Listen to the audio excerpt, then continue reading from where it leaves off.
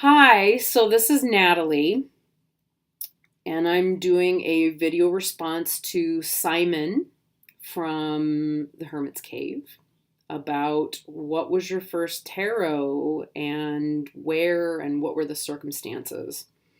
So, my first tarot was a Tarot de Marseille, and I got it when I was probably still 18 or maybe just turned 19, and I was a freshman in college at Webster University. And I happened upon them because my best friend, and she wasn't my best friend yet at the time I was introduced to tarot, she became my best friend through the process. And she was Puerto Rican and from New York. And I remember I went to her dorm room once, and she was in there doing overhanded shuffling and so on of a deck of tarot cards, and was getting ready to read for somebody, or had maybe just finished reading for somebody. I think she had just finished reading for somebody, and so I had popped by at a moment where she still had her cards out. And when I went into her room, there they were, and there were several of our friends, and they were really in awe of what she had read and what had happened in the space. And so I began inquiring about it. I had never seen a deck of tarot cards before in my life. I had some recollection of reading about them in books, in fiction. I may have come across them in film before. I remember having a very shocked, slightly terrified response initially, because my reaction was that I remembered something about them maybe being evil, or something that could bring evil into your life. Amazing. And yet being simultaneously completely mesmerized and magnetized and excited and desperate to get my hands on them, really wanting to pick them up. And so I asked if she would teach me, and she said yes. And then she explained that the way that she had gotten her deck was that someone had said, "Hey, you're someone who, clearly has this, talent or gift, and here's a deck of tarot cards so that you can begin to cultivate that and read for yourself and others." Or no, rather, no, you weren't ever supposed to read for yourself. That was it. You could only read for other people. So even the people that she had learned from, and been, trained by, were very, very superstitious about it, and had a lot of beliefs around the cards themselves and around where they came from and what they could do. And so I had to promise that I would never read for myself. I would only read for others. And she didn't have a deck to give me. So we went to a local bookstore, local metaphysical store, and bought some. I didn't even know that metaphysical stores existed at that time. So she really introduced me to that whole concept even. And even then I was still kind of in there with eyes like saucers, like going, whoa, is this going to be, am I going to get cursed by the demons for going in here? I was very, very religious at that time. And St. Louis was so white. The first time I went to college was the first time I had really ever spent any time with people from, that's not entirely true. We had the only Mexican family that lived in our neighborhood my mom was friends with. So actually we knew that family very well, and they were wonderful. But we basically, it was just not very diverse. And the really spending time with people from other backgrounds that weren't white never happened for me much until I was in college, and I loved it. It just was like the best thing ever. So I started to learn cards from her. And at that point, really the only people reading tarot at our college were all the Latinx students. So I was the only white one who was really interested in learning or at least maybe courageous enough to learn, or who, I don't know, who just didn't see it as a barrier. I don't know. But I was also fortunate enough that they were willing to teach me and work with me. So the method that we would use was she would take the deck in hand, and after all of this shuffling and shuffling and shuffling, there would be this laying down of the cards. So it'd start, row by row, no real, method to it other than to look at the patterns established through the pips as you put them down, and to look at, as you'd reach an end of a row, like what came out on top, like what was at the beginning, what was the end of that row, and then, as you laid down the next row. And I don't think we even had like a number. I think it would, I'd maybe count to 10 or 12, and you'd just keep flipping them over. And even, they wouldn't even be like flat, they'd be, you'd lay one down and the next one and the next one and the next one. So they'd be poking out. And it was interesting because you'd see, patterns arising in the pips, and then you'd see where the majors had inserted themselves in there and which ones they were and what was either side of them. And it did seem, just the rhythm of doing that, over and over and over again really did, it did kind of spark the intuition. My eyes would glaze just a little bit and be very, very soft, and it definitely opened the intuition a lot. And another friend of ours who was there, and he was delightful. His name was Christian, and he now owns a yarn shop in California.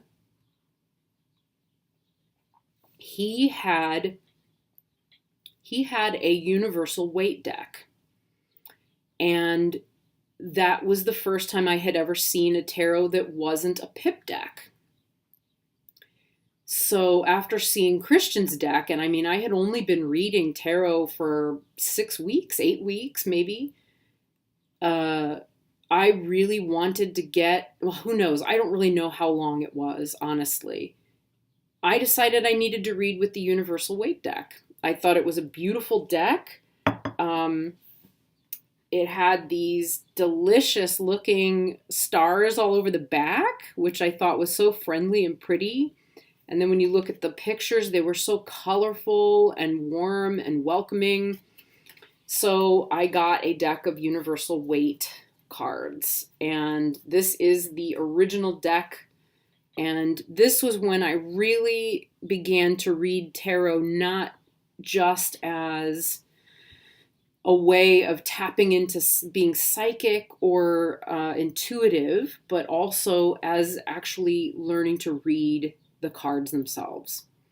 So I began to read with the cards themselves, and actually, to have a picture to go along with each of the pips was a revelation, because when you're looking at all of those pips spread out, the only pictures you really get are court cards and your majors. So to do that was huge. It was a very big deal. And he really took a lot of patience in teaching me his method. And he was working with spreads. And so his was a very, very different way of working. And, then the first friend, Rain, got a hold, of that information and said, well, Natty, then you can't have more than one deck at one time. You have to make a choice. And she said, it's still okay to read the way that I taught you to read, with this deck. You can still do it that way. But you need to make a choice about whether you're going to keep your picture deck, which is what we called it, or whether you're going to keep the other one. And I said, well, what happens to the other one? And she said, well, really, you should burn it or throw it, bind it and with some salt and throw it away. You have to get rid of it. So I got rid of it. And it wasn't until I sat down and started thinking through this hashtag that I remembered that was what we did, because I couldn't remember what had become of that deck. And if you'd asked me, I really couldn't have told you. I just didn't remember. So I thought, well, what happened? Well, I know we got the tarot Tarot de Marseille, and then Christian started to work with me, and he had a universal weight, so I got a universal weight, and then she was like, you have to make a choice, and so that's how that came together. So that and I remember feeling really heartbroken that I got rid of that tarot. It was really sad to me that it was gone. So yeah, that's how I was introduced to it. That's how it came about. And I didn't read with any other deck for years until I was working in a metaphysical store years later and had access to the US Games catalog and the Llewellyn catalog because I was the one placing the orders. So for a while I had dozens of decks, and I mean dozens.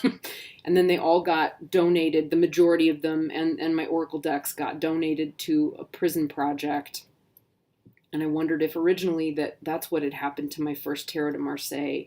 But I know now, I remember throwing it.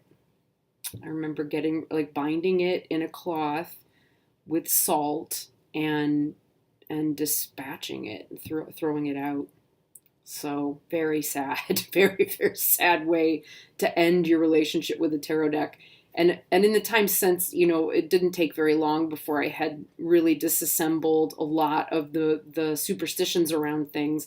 Another one of them was she frowned on me having the same deck as my friend Christian, because the way that she had been brought up was that you don't get the same deck as your teacher.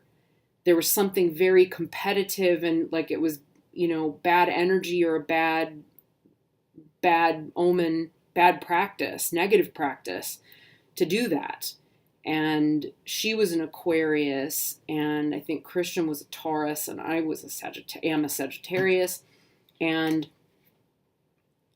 she went and got the Aquarian deck, and so I was forbidden, all of us were forbidden from getting an Aquarian deck, which is why I'm so excited to have one now, because now I realize I don't have to be bound by any of those beliefs anymore. Actually didn't take very long. I think by the time I was 22, I was over it. So by the time I was 22, I had access to the Llewellyn catalog and a lot of tarot books, and I was exposed to a lot of other places and people, and it was just better. It was better. So, and Christian was also like, everything she's saying, that's not the way everybody thinks and feels and believes in the tarot community, or even in, in the Latino community. So don't worry about it. It's not, it's not anything you did wrong. So, that's really the story. And I read with these cards and with this deck, which I have been sitting here like fondling and holding and cuddling. I read with these for years. They're still in great shape. I mostly would, overhand shuffle them, mostly because I really it wasn't so much just like, hey, you can still get another one of these somewhere else. I was really from the mindset of like, this is the deck, and that it held, all of the energy of everything I'd ever done. And I guess in a way it does.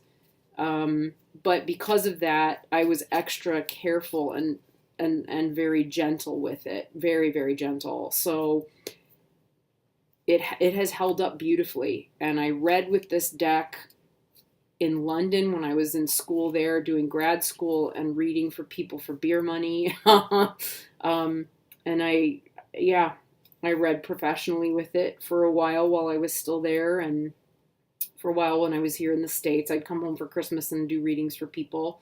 And at some point, I got a hold of another pip deck, well, several other pip decks, and here's one of the more recent ones, I guess, that I was reading with before I gave up, because I found them in storage. I thought I had thrown these out as well, and I really was longing to find this deck because I just feel so bonded to it. I still love it. I may have to do some more readings with it. And yeah, finding it recently in storage was just such a gift and such a blessing. I was so excited. And at some point when I had shifted to reading professionally, I recognized the need to have two styles of decks and began a style of reading for myself that I guess I would call tarot lasagna. I was thinking about a name for it the other day, so I may make a little video about that at some point. But yeah, I really enjoyed having the two different styles of decks to read with in a in a professional reading. And yeah, so that's my first tarot deck and my story that goes along with it. So Simon, thank you so much for opening that door and asking that question and then sharing with us about your experience with the one JJ Swiss. It's so exciting. I'm really excited to hear other people's stories as well. So thank you.